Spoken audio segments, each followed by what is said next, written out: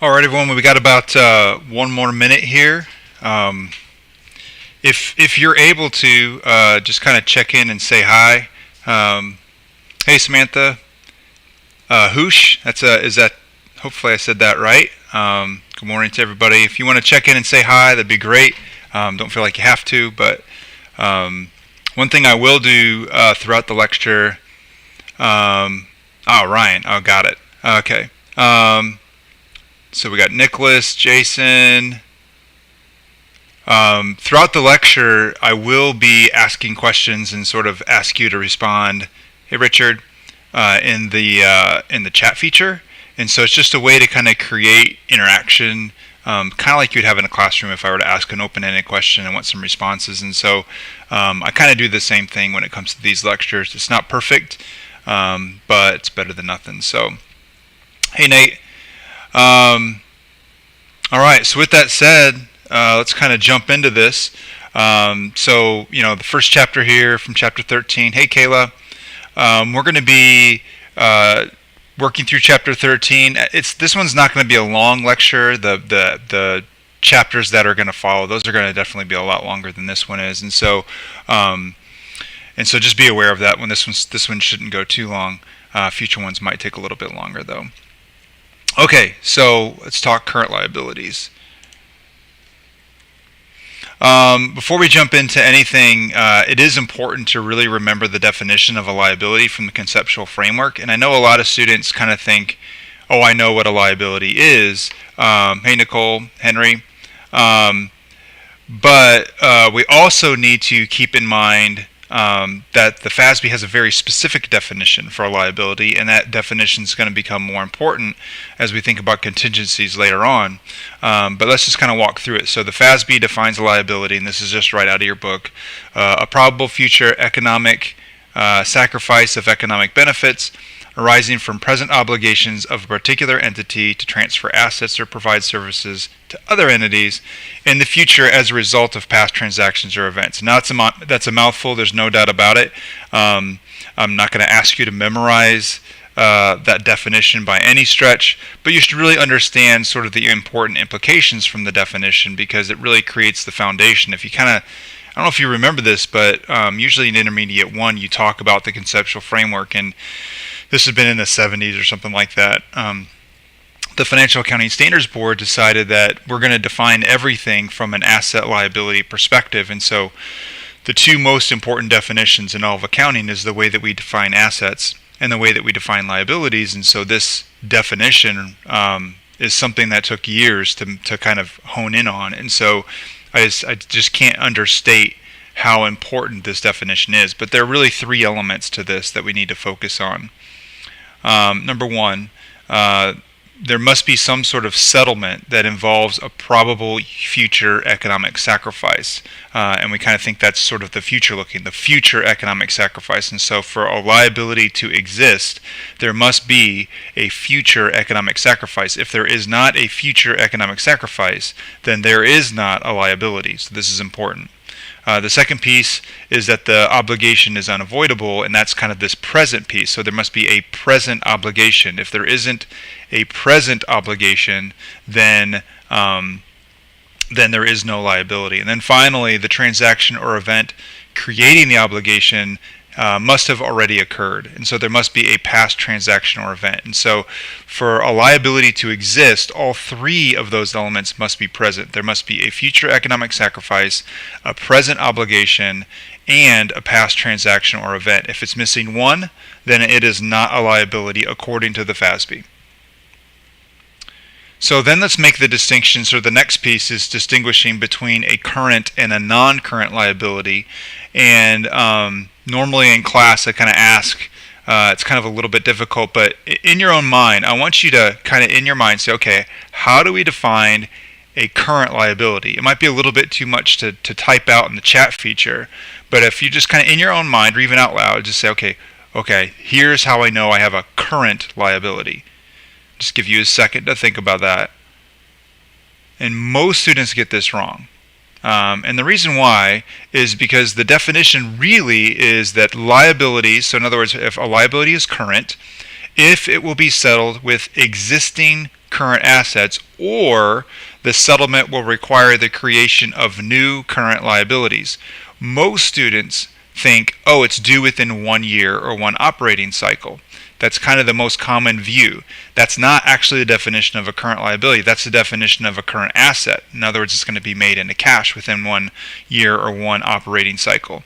Now, with a liability, it's really, this is the definition. In other words, the liability is either going to be settled with existing current assets, or the settlement is going to require the creation of new current liabilities. And that is how we distinguish between current and non-current liabilities. I'm guessing a lot of people got that wrong a little bit, but it's an important difference between the way we define current liabilities and the way we define current assets. But I will say, as a practical matter, if a liability is due within 1 year or one operating cycle, it's probably going to be current. Alright, so now let's kind of get into more specific types of current liabilities. The first one we're going to talk about is a note payable. So if a firm borrows from an outside entity, let's answer this first question. When do they incur interest expense? And I'm going to give you a little time, if you feel so bold. Type your answer up in the chat feature. In other words, when do they incur interest expense? And again, I'll give it a minute here. Immediately. See if my chat is on a second screen over here to my right, so that's why I'm looking to my right. So Nicole says immediately. Now normally in class it'd say, okay, what do you mean by immediately, Cole? As time passes? As it occurs?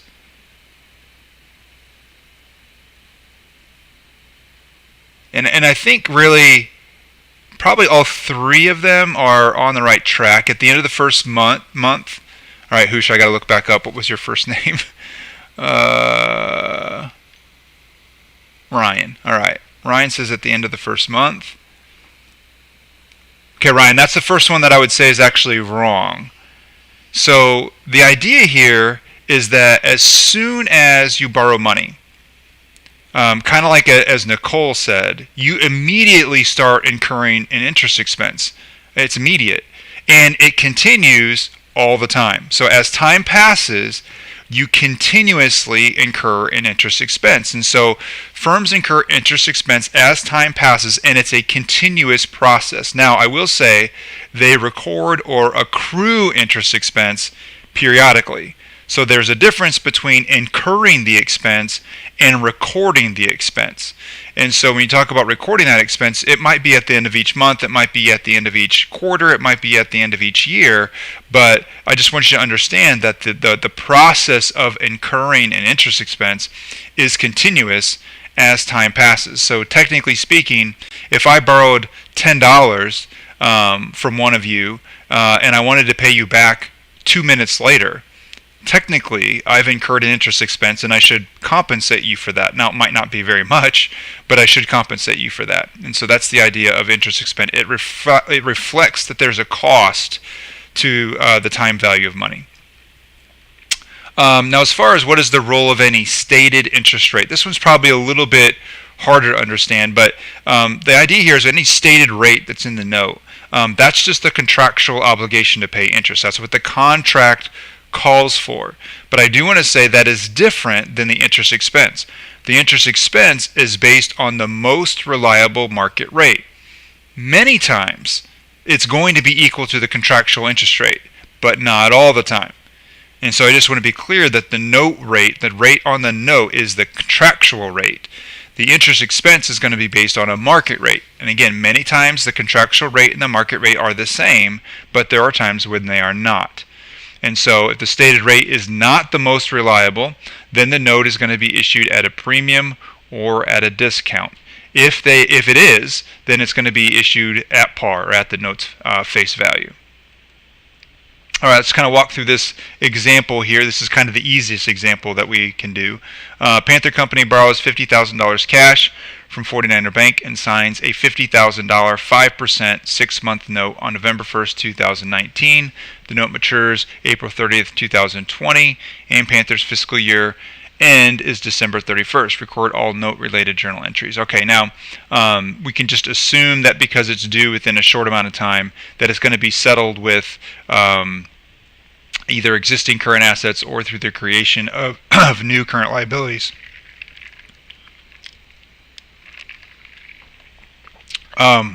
And the other thing we can see is that the company borrowed $50,000 for a $50,000 note, which means that that 5% contractual interest rate on the note is also the market rate on the note.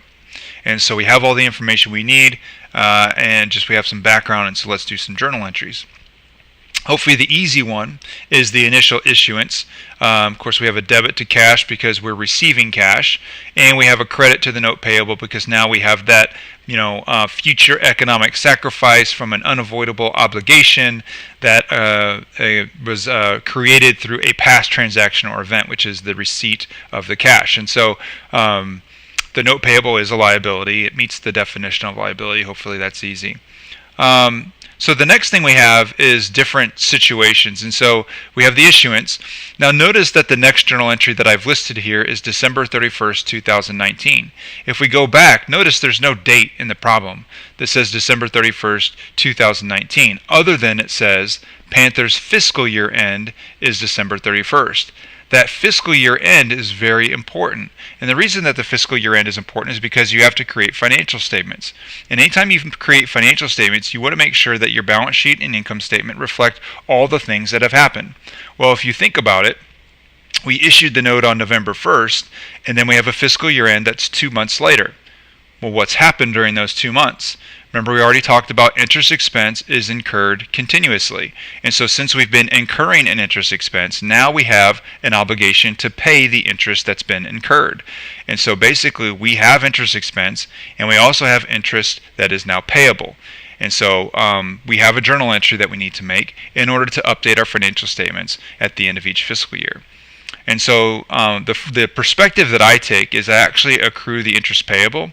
And the reason that I do that is because we're really talking about the contract is what's driving the interest. And so the contract calls for 5% interest, and it just so happens that the interest isn't paid until the note matures, but the fact is the obligation to pay the interest is a process that's ongoing. And so there is interest payable that has now been accrued or should be accrued at December 31st, 2019 at the fiscal year end. And it's 2 months, and so the $50,000 note, we multiply it by the 5% contractual interest rate, and that contractual interest rate is an annual interest rate. A very common mistake for students is that they think of that 5% as like a 9-month interest rate because it's a 9-month note, or maybe it's a 6-month note, I forget. But either way, whenever you're given an interest rate in this class, or really in general, it's always an annual rate, and then you have to figure out how many months to apply it to. And so in this case, when we accrue the interest at the end of the first fiscal year end, we only apply that interest rate to 2 months, which is why we have that term multiplied by 2/12. And so the amount of interest payable that we accrue is $417.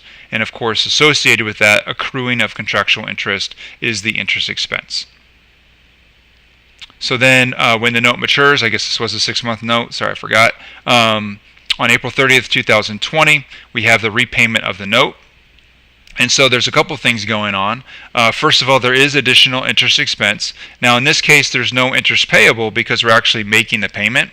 And so I directly calculate the interest expense, which is just the full remaining months on that note.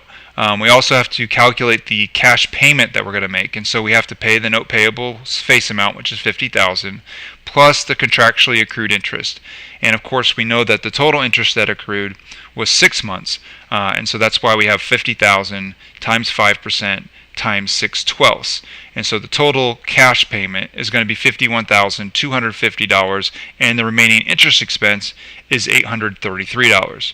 And so we throw that all into our journal entry, also noting that we've previously accrued the interest payable, and that gets paid off with the payment on April 30th as well.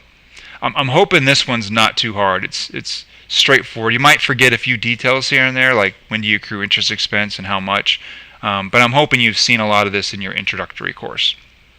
And by the way, if at any point you have any questions, please feel free to put the question into the chat feature. and I'll be glad to answer it. Okay, so let's talk about zero interest-bearing notes. And so sometimes firms will issue what's called a zero interest-bearing note. And basically, there's no stated or contractual interest rate on the note. And so then what happens? So what will happen is the lender is going to charge a discount. And so you have the face value of the note. And basically, the contractual rate on the note is 0%. Well, we know that, money's not free, and so we know that the 0% interest rate is not the market rate of interest. The discount is going to kind of allow us to infer a market rate. So Henry asks, I assume the interest expense in this example is payable at the time the loan is repaid. Yes. If interest is paid monthly, then that's a different type of note. That would be like a fully amortized, sort of like a car payment, and that's entirely different than this is. And so if that were to happen, you'd have interest expense every single month as you make the interest payment. And actually, in chapter 14, we're going to be going over bonds, and you're going to see with a bond, sometimes there's interest payments are due every 6 months or something like that, and so you have interest expense every 6 months. And the same would be true of a note or anything else that pays more frequently. Your interest expense matches the frequency of your payments, with the caveat that you do need to accrue interest at the end of each fiscal year. But if you have a zero interest-bearing note, it's going to be issued at a discount. And so why does the lender charge a discount? We already kind of alluded to this because of the time value of money. It's never free for a lender to forego cash, even if it's for a very short amount of time. And so anytime you borrow money, there is some sort of inferred interest expense associated with that. And so they're going to charge interest. There's no doubt about it. And so what's important is the amount of the discount is the implicit interest charge, and it captures the interest expense that will be incurred over the life of the note. So with the zero interest-bearing note, that discount that captures the implicit interest that's being charged, and that will be recorded as interest expense over the life of the note. So let's walk through an example. They issue a $50,000 5-month zero interest-bearing note, and they receive $48,500 in exchange for the note, and they're going to use the straight line method. And by the way, for a short-term note, which is 5 months or 12 months or less, it is permissible to use the straight line method for a short-term note to amortize a discount or premium. It is not allowable for a long-term note, so just you're aware of that. Now, thinking about this problem, before we go anywhere further, what is the total interest expense that Panther is going to record over the life of this note? So if you have an answer, put that in the chat feature. What is the total interest expense that Panther is going to incur over the life of the note? So Nicole, 1,500. Jason, 1,500. Give a few other people 1,500. If you haven't figured it out, it seems like there's an answer that's emerging as correct.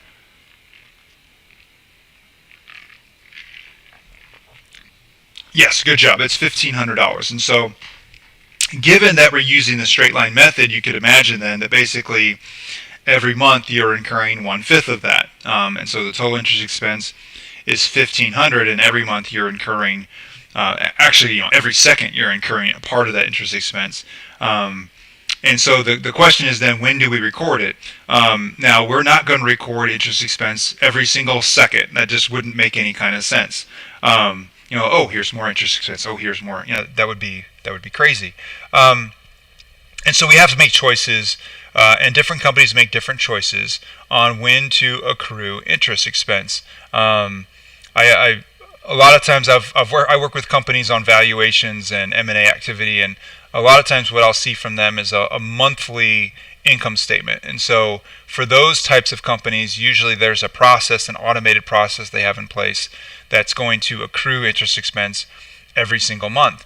And so that it can be monthly. For our purposes in this class, we are going to only record or only sort of create these interim interest expense accruals at the end of a fiscal period. And so we're not going to do monthly, we'll do annually. So if we ever cross over a December 31st fiscal year end, automatically trigger, I need to be accruing interest expense. Otherwise, we're not going to worry about it. And so for this particular example, you can see that it's a 5-month note. It was issued on December 1st, and so we're going to cross over a fiscal year end, and so we have to keep that in mind as we record the journal entries for this problem. All right, so the issuance hopefully is not too bad.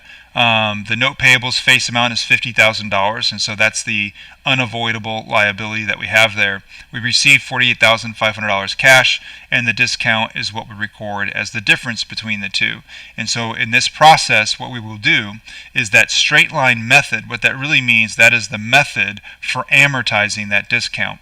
And we talk about amortizing the discount, the idea is we take it from its current balance of $1,500 down to an ending balance of 0 throughout the life of the note. And so on December 31st, 2018, I already alluded to this, we do need to have a journal entry.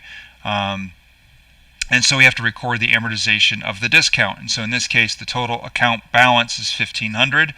We are going to amortize it evenly over the life of that note. And so we know 1/5 of that time has transpired between the beginning of December and the end of December. And so we amortize the discount $300. And so the amortization of the discount is $300, and from that we infer that our interest expense for that month is also $300. And then April 30th, 2019, when the note becomes due, we have the remaining 4/5 of the discount to amortize. And so the discount amortization is $1,200, and the interest expense associated with that amortization is also $1,200. And of course, we have to record the fact that we're repaying the note. And so that $50,000 cash payment was that contractual obligation to pay. That was the future economic sacrifice that we originally recorded on December 1st, 2018. Hopefully, again, that's not too bad. If you have any questions, again, feel free to put them in the chat, and I'll do my best to answer. All right, so transitioning out of notes into payroll liabilities. Now, with payroll liabilities, the issue here is really there's just details that you have to understand. Now, the nice thing is for the online test, you do have access to your notes, and so you can look this stuff up. Now, the only thing I'm going to say is if you have to look up everything, you're going to run out of time on the test. And so there are certain things you might be able to, you might be able to memorize. To the extent you can do that, I would suggest it. And a little test taking 101, what I would do as well is I would try to answer the questions as best I can without looking at my notes.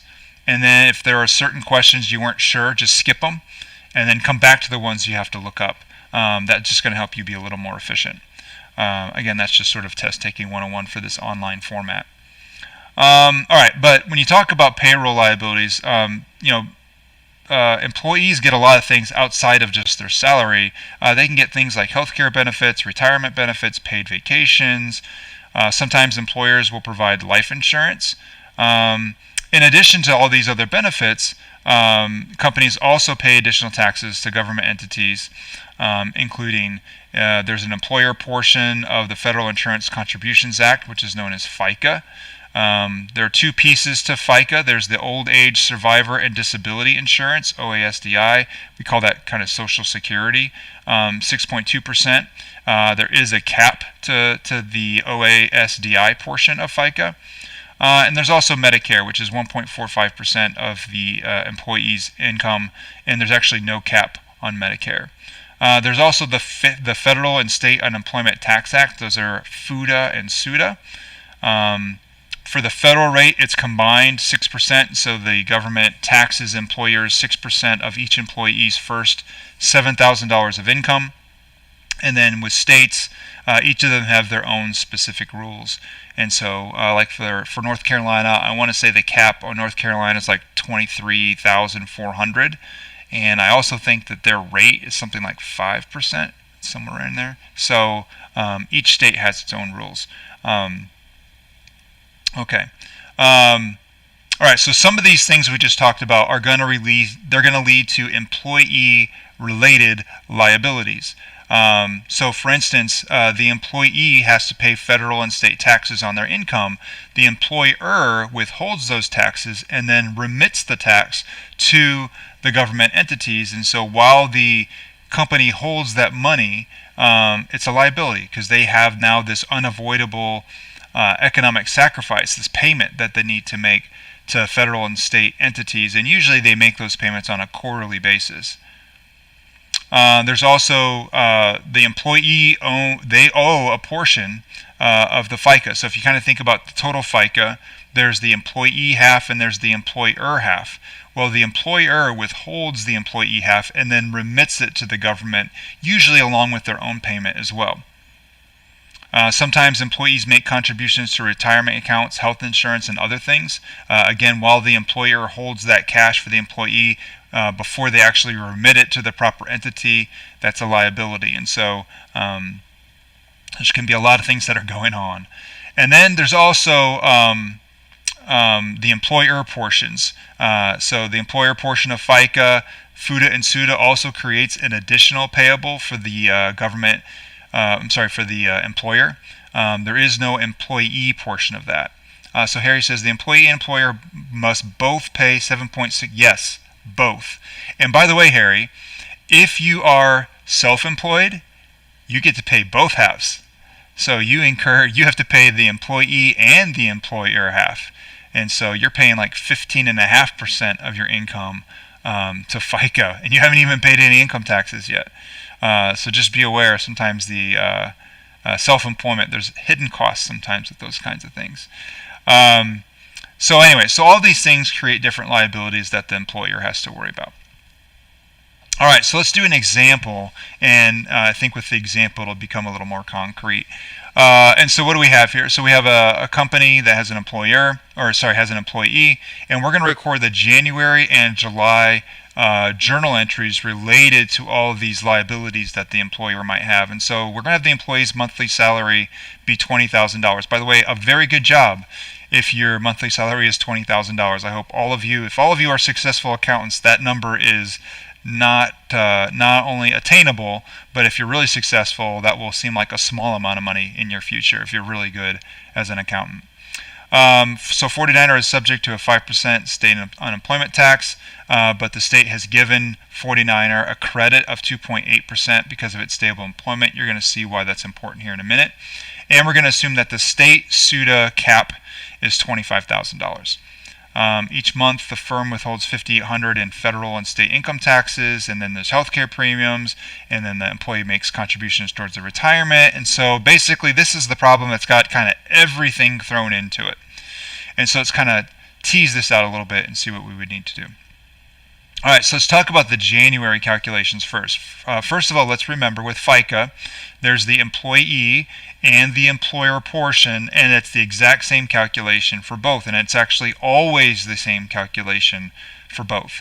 And so in this case, with OASDI and Medicare, we haven't reached any cap for either one, and so the full $20,000 is subject to this full 7.65% tax. And so we're gonna the employee has to pay $1,530, and the employer also has to pay $1,530 for FICA. And then for FUTA and SUTA, this is the only the employer. With the employer, the FUTA rate, which is the federal rate. Remember, the federal rate is 6% applied to the first $7,000 of income. However, the federal rate, they subtract out up to, I think it's 5.4% of any state unemployment taxes. And so you can receive sort of a discount on your federal rate depending on what your state does. If the state has no unemployment taxes, then the federal rate would be the full 6%. In this case, the state rate is 5%. And so the effective federal rate is only 1%. And so in this case, the FUTA, the Federal Unemployment Tax Act, is 1% of $7,000 or $70. And then the state rate, again, the gross rate of 5% is not what this company has to pay. And the reason this company doesn't have to pay it is because they provide stable employment within the state. And so their effective rate is only 2.2%. And the cap for the state unemployment tax was $25,000, so we don't reach that cap in January, and so the full $20,000 is subject to the state's 2.2% unemployment tax, and so that's where we get $440. And so each state is going to be a little bit different. If you have a problem on a test, you just need to be able to read, what's going on there. We also have the employee retirement, and they contribute 3% of their income, and so 3% times 20,000 is 600. And so we put all of that into a journal entry, and this is what we get. And so the salary or wage expense is $20,000. That's the full amount. But we know a lot of things happen with that. First of all, a portion of that is taxed for state and federal income tax, and that's where we get the withholding taxes payable, $5,800. We calculated the FICA, $1,530. We were given the healthcare premiums of $500. We calculated the contributions, and now what's left is the cash that's remitted to the employee, $11,570. If you notice, that's a far cry from $20,000, and I want you to be aware that that's pretty typical. So what we see here of a raw income of $20,000, but actually only receiving as cash payment $11,570, this is actually a fairly reasonable approximation for what the world looks like. And so I know most of you have had jobs, and so you've probably seen this already, but I will say as your income goes up, especially those withholding taxes, those amounts really do start to go up, and so more and more of your money gets paid to other entities rather than your wallet. Okay, so let's walk through then the employer part of it. And so with the first journal entry is the employee piece.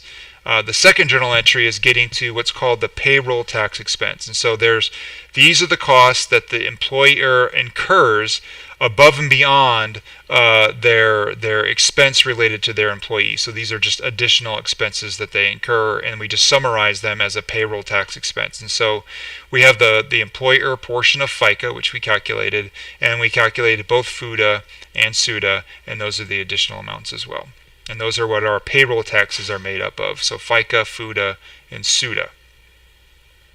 Now July is going to be a little bit different, and the reason why July is going to be a little bit different is because this employee has had income in January, February, March, April, and June, and so they're at like $120,000 of income before they come into July.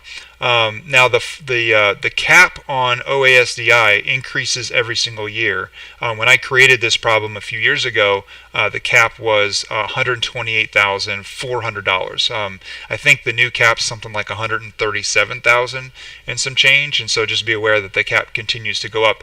And for any problem that I would give you on a test, I would give you the cap, and so you're going to know what that number is. But in this case, from January through June, the employee had $120,000 of income. And so when they get to July, only $8,400 of their July income is subject to OASDI. And so that's why the $8,400 is there, and why we're applying the 6.2%, which is the OASDI portion of FICA. We're only applying that to $8,400 for a total of $521. And as we already mentioned, there is no cap on Medicare, and so the full $20,000 is subject to Medicare tax. And so that's where we get the $290. And again, the same calculation for both the employee and the employer. So the total there is $811. For FUTA and SUTA, there's none. And the reason why is because in January we reached the cap for FUTA, and then with SUTA's cap being $25,000, we would have reached that in February. And so by the time we get to July, the employer has no more unemployment taxes related to this particular employee. And then the employee retirement, that continues, and so that's that 3% applied to $20,000. And so this journal entry is a little bit different. The withholding taxes are the same, but notice that the FICA is different. And so because the FICA is different, the employee gets a little more cash in their pocket. Feels like a nice little pay raise. And then with the employer portion, it's much shorter. We only have the FICA, there is no FUTA, and there is no SUTA. So the payroll tax expense is much less in July. And the example generations, that should say July up the top. Sorry, it says January. I missed that. Okay, compensated absences. So compensated absences, basically they have to be accrued as they are earned, but they only must be accrued if they meet 4 criteria. And so the first criteria is that the employer's obligation must be the result of the employee services that have already been rendered. In other words, the employee has that benefit and they don't need to do anything more to use that benefit. That's important. The second thing is that those employee rights must vest or accumulate. In other words, so like for vacation days or hours, you should, as long as those rights continue to vest, in other words, you have them and they can't just take them away arbitrarily, or if they accumulate, then they should also be accrued. And then third, there must be a probable compensation. This is the one that's probably the squishiest. So you could imagine a situation where you have like sick days. So with those compensated absences, with the sick day, how probable is it that an employee is going to use it? I don't know. So that's where some judgment might have to take some place. And the fourth thing is that you have to be able to reasonably estimate the compensation. So if you can check all 4 of these, then the company must accrue the compensated absence. If it doesn't meet all 4, then the company does not have to accrue the compensated absence. Again, like I said before, sick days are a little bit tricky. If they can take it only due to illness, then they may not have to accrue it. If they can take a sick day for every reason, then they must accrue it, assuming you've met the other 3 criteria. All right, let's talk about this example. Employee earns $15 per hour.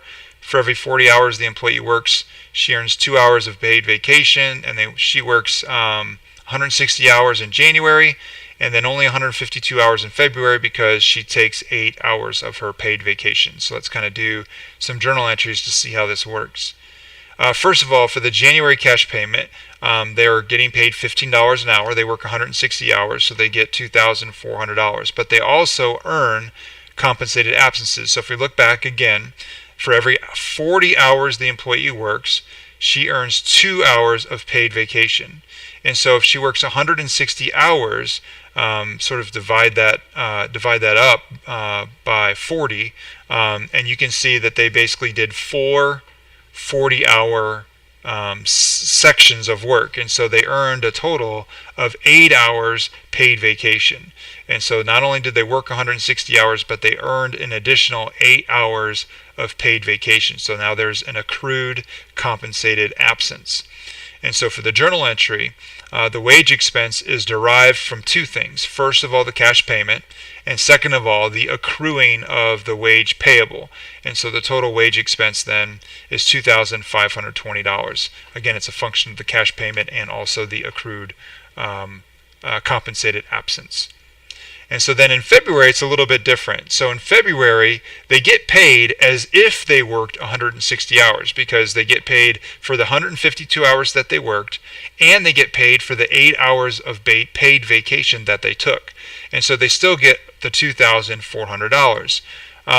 However, the compensated absence is a little bit different. They didn't quite get to a full 4. Remember, they only got to 152 hours, so they would have earned 6 hours of paid vacation, but they also used 8 hours of paid vacation. And so really there's a net decrease of 2 hours that occurred during February. Boy, I missed that too. That should be February wage payable. Anyway, so there's a $30 decrease to the wage payable account because they used more vacation hours than they earned. And so that's why there's a decrease to that wage payable account.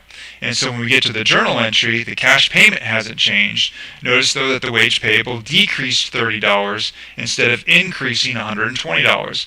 And because of that difference, the wage expense is less in February than it was in January. And so essentially what happens when you have compensated absences, it's a mechanism that allows cash payments to be constant, but the wage expense is going to fluctuate as that wage payable fluctuates. All right, so a lot of these remaining items are more kind of just details, and so it might seem a little bit tedious, but we just kind of have to walk through it so you can see how it all works. And so sales taxes are taxes that are collected by state or local municipalities. And so retail firms have to collect this sales tax, and then they remit the sales tax, usually on a quarterly basis, to whatever entity they need to pay. The key idea here is that the sales tax is not revenue for a retail firm. The sales tax is just something that the retail firm collects from the customer and then remits to the state. So just understand, we're the ones as customers that pay sales taxes. It's just that the retailer is obligated to basically facilitate the transfer of wealth back to the state entity. And so it is, however, revenue for the state or municipality, of course. All right, so there's a sale of $10,000, and in this case, the sales tax is already included in the price. And so, what is the sales tax, or how do we record this sale if the $10,000 includes the sales tax? And so, just a little bit of algebra here. What we can see is that $10,000 includes the sale and the sales tax, which is 5% of the sale. And so we can kind of combine terms, and we can see that $10,000 equals 1.05 times the sale. And we solve for the sale, which means the sale is $9,523. And if the sale is $9,523, that must mean that the sales tax is $476.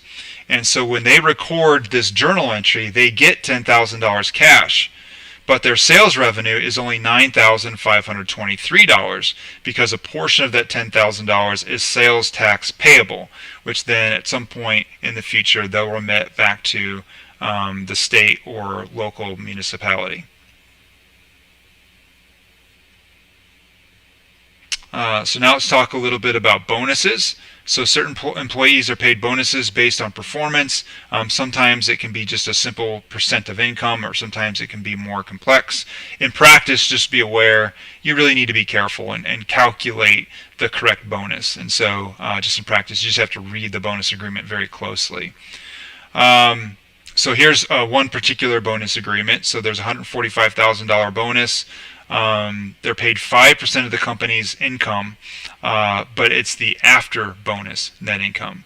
And so again, we kind of have to piece together and do a little bit of algebra to figure out, well, what is the bonus that's being paid here? And so the bonus is 5% of net income after bonuses. And so notice that that second term is the net income of $145,000, but you need to subtract whatever bonus we calculate from that $145,000 in order to actually calculate the bonus amount. So it's sort of weird. You have bonus in here twice, but it's one equation, one unknown, and we can use a little algebra to solve for that.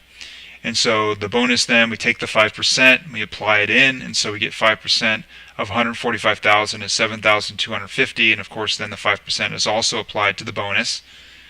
We bring the 0.05 over to the left-hand side of the equation, divide both sides by 1.05, and we can see that the bonus is $6,905. Again, just using a little bit of algebra. And so on a test, you're going to have to do the same thing. Sort of read a problem, figure out how to calculate the bonus, and then calculate it. Contingencies.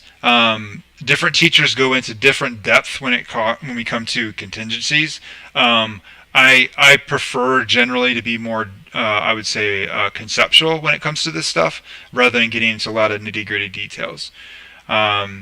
So how does a company report liabilities when there is some uncertainty or ambiguity surrounding liability? So remember, the contingency or the liability is defined by a probable future economic sacrifice. It is not a certain future economic sacrifice. And so there can be uncertainties, and you might still have a liability in those cases.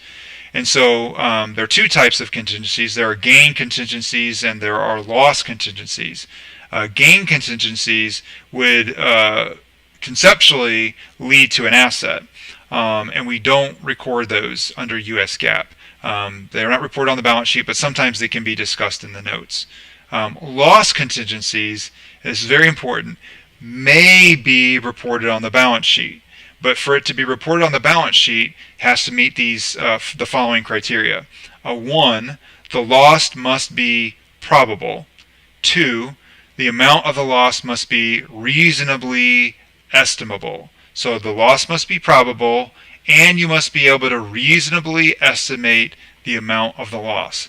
If the loss is not probable, or if I cannot reasonably estimate it, then it will not be reported on the balance sheet. Instead, it may be discussed in the notes, and in some cases, it may not be mentioned at all. And so there are three categories of probability that you need to be aware of under US GAAP. The first one that we're talking about here is probable. It means that the future event or events are likely to occur. Some people will use the term more likely than not, so like a 51% chance. That's probably a good rule of thumb. A second level of probability is reasonably possible, and basically means that it's more than remote but less than likely. That's literally how vague the definition is under US GAAP. And then finally, we do have remote situations. If it's only remotely possible, then there's no requirement to discuss it at all. Reasonably possible situations would be discussed in the notes as long as the loss can also be estimable. And so I'm not concerned that you know every single nitnoid combination, but just be aware that basically to be on the balance sheet, it has to be probable and estimable. If the probability is remote, then it's not going to be discussed at all, typically. I'm not saying they can't, but typically there's no requirement to discuss it in the notes. Last thing, we haven't even gone an hour yet. We're doing well. I told you this would be a short one. Tomorrow's will not be as short. I just want you to be aware. Tomorrow's will be a little longer. We're going to finish this chapter by doing some ratio calculations. The first calculation is the current ratio, and the current ratio is current assets over current liabilities. And so looking at this balance sheet, we kind of have to walk through the different assets first. Let's kind of start there and talk about, okay, when do we transition from current to non-current? Hopefully it's obvious that cash and short-term investments and receivables and inventory are all current. As soon as you see long-term investments, hopefully right away you realize, oh wait, I think we've transitioned out of our current assets. And so the numerator is only those first four items, cash, short-term investments, receivables, and inventory. And so we add them up, and that gives us our numerator of $263,000. And then the second piece then is the denominator. And so looking at our liabilities, we can see accounts payable, unearned revenue, short-term notes payable, long-term notes payable. As soon as you see that long-term notes payable, hopefully that's a very clear signal that we've now transitioned out of current into non-current. And so the denominator is just those first three items. And so the denominator is $88,500, which is just the sum of those three items. And so the current ratio for this balance sheet is 2.97. The second ratio is the quick ratio, and the quick ratio is meant to capture a more stringent view of liquidity. So with the previous one, the current ratio, it's all current assets. With the quick ratio, the numerator changes to include only cash, short-term investments, and receivables. It doesn't include anything beyond those three items. The denominator is exactly the same. And so when we calculate the numerator, it's only those first three items, so it's $205,000. The denominator is the same three items for a total of $88,500, and so the quick ratio is 2.32. And just be aware that for any company, the quick ratio will always be less than or equal to the current ratio, again, because the numerator is limited. Now, they could be equal. So for this example, if there was no inventory, then the current ratio and the quick ratio would be exactly equal to each other. In most cases, though, the quick ratio is going to be less than the current ratio. All right. That gets us through it in 45 very short minutes. Typically, again, most of them are going to be more like an hour to an hour and a half. So Jason asks, why would someone prefer one of those ratios of the other? I don't think it's preference. I would say it's more, they're just measuring different things. And so, for example, if I'm Walmart, probably the current ratio is going to be the most relevant. And the reason why is because Walmart has a lot of inventory that's fairly liquid. And so for them, understanding how much inventory they have on hand is going to be really, really important. For other companies that maybe who aren't as inventory heavy or who have inventory that's a little more difficult to move, then the current ratio, or sorry, the quick ratio is going to be a little more relevant to really understand their liquidity. Because the idea here is what's my ability to make those payments that I need to make within the next year or so. The quick ratio for some is going to be probably the best depiction of that. For someone like Walmart, honestly, I think the current ratio is a better depiction than that. And so I think a lot of it is case by case specific. It's understanding the company, and it's understanding what the company has on hand to meet those obligations. And so, good question, but I don't think preference is probably the right word. I would just say in some cases the current ratio is probably more relevant, and in other cases the quick ratio is probably a little more relevant. Good question though. Any other questions about this or anything else? I can go back. It's not too difficult. You could even say, hey, can you go back to this slide and talk about that again? I'd be happy to do it. Again, I keep peeking at the chat. I wish there's a way to put it right up above, but I'm not quite that high tech over here.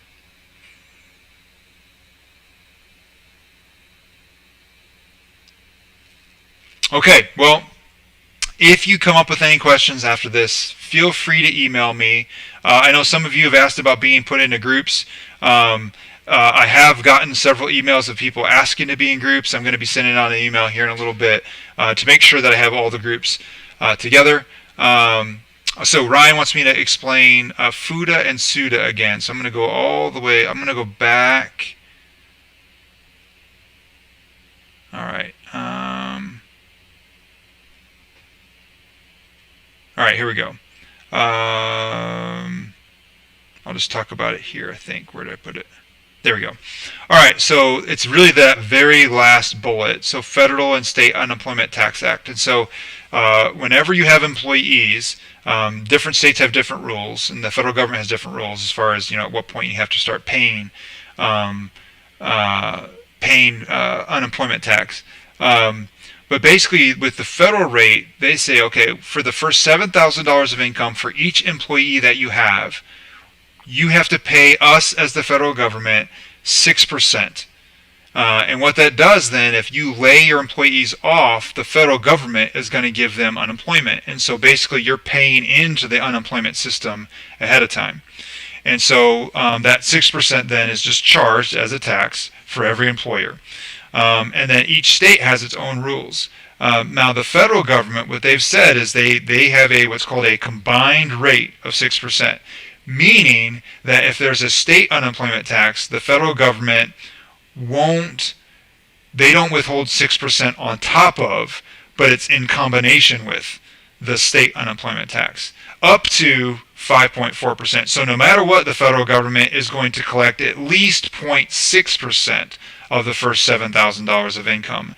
If the state rate is less than 5.4%, then the federal government will collect more because it's a combined rate of 6%. So basically this is an additional tax that employers must pay for having employees, because if they lay those employees off, those employees are going to get paid unemployment from either the federal government or state government, and so that's their way of paying for it. Did that help, Ryan?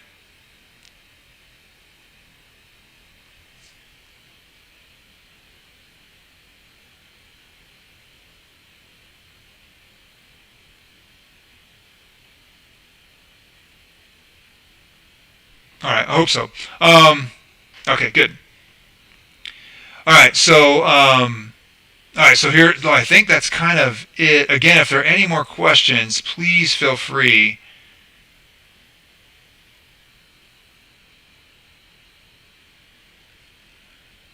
And can I go all the way to the end?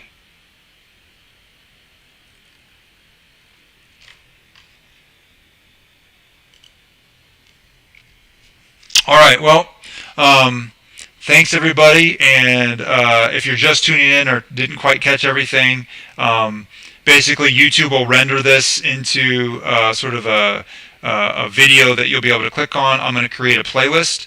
As soon as this is up on my YouTube channel, I'll create a playlist where I'll throw these into that playlist, and you'll be able to access them after the fact. But until tomorrow, tomorrow's again at 9:45. If you have any questions, please let me know. But for now, have a great day. Enjoy the haze. Take care.